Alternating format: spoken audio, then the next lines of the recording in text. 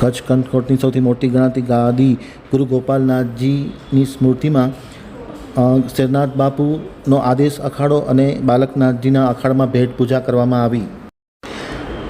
આમતક TV ન્યૂઝની ટીમે પ્રયાગરાજમાં ખાસ કરીને આદેશ અખાડો કે જે પૂજ્ય શેરનાથ બાપુ જૂનાગઢવાળા છે તેમના આદેશ અખાડાની મુલાકાત લીધી હતી. ત્યારબાદ અલવર રાજસ્થાનના પૂજ્ય બાલકનાથજીના અખાડાની મુલાકાત લીધી હતી. આ મુલાકાત દરમિયાન ખાસ કરીને કચ્છ કંઠકોટની સૌથી મોટી ગણાતી ગુરુ ગોપાલનાથજીની ગાદીના સ્મૃતિમાં ખીમજીભાઈ સોરઠિયા વાણિયા, મીતભાઈ ઝાલા સહિતના જે સેવાભાવી લોકો છે, વર્ષોથી સેવા કરી રહ્યા છે, આવા બિલ્ડર ગણાતા ખીમજીભાઈ સોરઠિયા વાણિયા અને મીતભાઈ વગેરે સેવા પૂજાનો લાભ લીધો હતો. પૂજ્ય શેરનાથ બાપુની પ્રેરણાથી, પૂજ્ય શેરનાથ બાપુના સીધા આશીર્વાદથી અને પૂજ્ય બાલકનાથજી કે જેઓ અલવરના ધારાસભ્ય છે અને તેમનો અખાડો છે, તેમની સીધી પ્રેરણાથી આ ભેટ પૂજાનો લાભ લીધો હતો. આ ભેટ પૂજાના લાભ પ્રસંગે ખાસ કરીને પૂજ્ય શેરનાથ બાપુ, પૂજ્ય બાલકનાથજી બાપુએ ખાસ ખીમજીભાઈ, મીતભાઈ અને તેમના પરિવારના સૌ સભ્યોને ખૂબ ખૂબ સાધુવાદ પાઠવ્યો હતો. સૌથી પ્રમુખ કહી શકાય તેવો આ શેરનાથ બાપુનો અખાડો હતો. અખાડામાં તમામ પ્રકારની વ્યવસ્થાઓ ઉપલબ્ધ કરવામાં, ખાસ કરીને જે અમૃત સ્નાન છે, અલગ અલગ પ્રકારના સ્નાનો છે, એ સ્નાનોનો પણ લાભ લીધો હતો અને સૌને સાધુવાદ પાઠવવામાં આવ્યા હતા. હવે જોઈએ ખીમજીભાઈ સાથેની આમતક ટીવીની લીધેલી મુલાકાતના પ્રસ્તુત અંશો. ભગવાનનું જ કામ કરે, કાંઈ ના હોય એની અંદર. એમની આ ભાગદોડની પરિસ્થિતિ વચ્ચે તમે મેનેજ કેમ કર્યું? મેનેજ કર્યું એટલે ને નરેન્દ્ર મોદી સાહેબે ને યોગી આદિત્યનાથ સાહેબે મેનેજ કર્યું આખું. અમિત શાહ સાહેબે મેનેજ કર્યું આખું. તમે દૂર હતા તો તમે ત્યાં પહોંચી શક્યા કે નહીં? તમને સ્નાન કરવાનો અવસર મળ્યો કે નહીં? મળ્યો ને. પછી શેરનાથ બાપુ સાથે અવસાન કર્યું અમે. એમને સરસ. તો તમને તો મોટા સંત સાથે અમૃત સ્નાન કરવાનું સૌભાગ્ય મળ્યું ને? સૌભાગ્ય મને માતા પિતાથી. વાહ ભાઈ વાહ. પછી ગુરુ મહારાજ થી. બરાબર. બીજું શું લાગ્યું તમને ત્યાં? આ ખાસ કરીને ભાગદોડ પછીનો મતલબ લોકોમાં ગભરાટ છે, ભયની લાગણી છે? ના, કોઈ લાગણી નથી, કોઈ નથી. હિન્દુસ્તાન વસ્તુ છે આખી, સનાતન ધર્મ ઉપર ચાલે છે આખી. એમાં કોઈ ભાગદોડ નહીં કે એવું કે બાકી તો એને ઉપસાવ વાળા તો ઉપસાવે.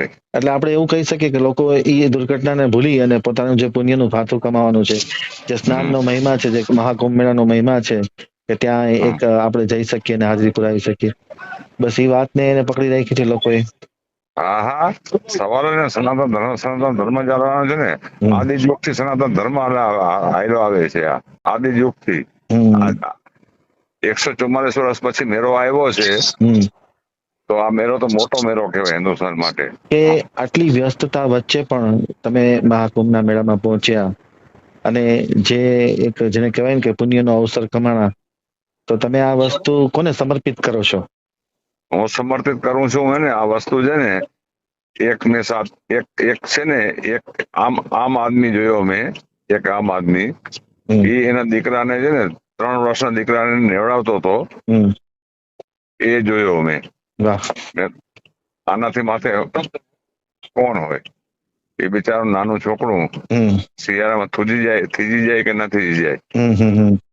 અને આવું હજી આ વાતને થોડી વધારે સ્પષ્ટતા કરીએ છીએ કે એક મતલબ નદી છે, એમાં રોજ લોકો સ્નાન કરતા હોય અને આ દિવસે સ્નાન કરે છે, તો એ એક પ્રકારની આસ્થા છે કે કોઈ વૈજ્ઞાનિક કારણ? તમે વૈજ્ઞાનિક કારણ છે શું માનો છો? તમે આસ્થા માનો છો, કોઈ વૈજ્ઞાનિક કારણ છે કે પછી બીજું કઈ છે? દેવોનું વાઇબ્રન્ટ, શિવજીનું વાઇબ્રન્ટ છે આખું.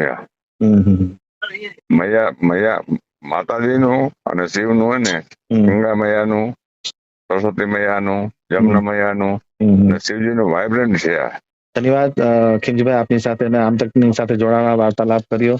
અમે આપનો ખૂબ ખૂબ આભાર માનીએ. सनातन के लिए प्रेरित रहना है, प्रणित रहना है, भक्ति परायण रहना है, जीवन को संकल्पतम जीना है. हो मैं गुरु जी अलग निरंजन शिव गोरक्षी ओम नमः शिवाय. हो मैं गुरु जी अलग निरंजन शिव गोरक्षी ओम